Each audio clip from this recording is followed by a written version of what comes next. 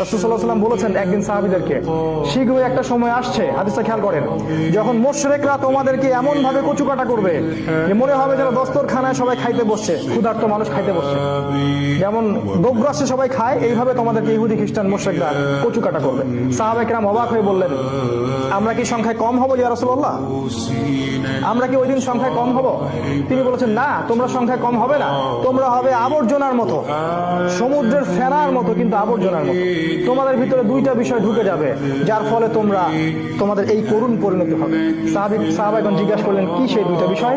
তিনি বললেন, একটা হচ্ছে আল ওয়াহান। আল ওয়াহান মানে দুনিয়ার মোহ এবং মৃত্যুর ভয়। তোমরা আল্লাহর পথে জীবন দিতে চাইবে না, হক কথা বলতেই চাইবে না, জীবন দেওয়া তো দূরের কথা, জীবন দেওয়া তো অনেক বড় স্টেজ, হক কথাটা বলতেও চাইবে না।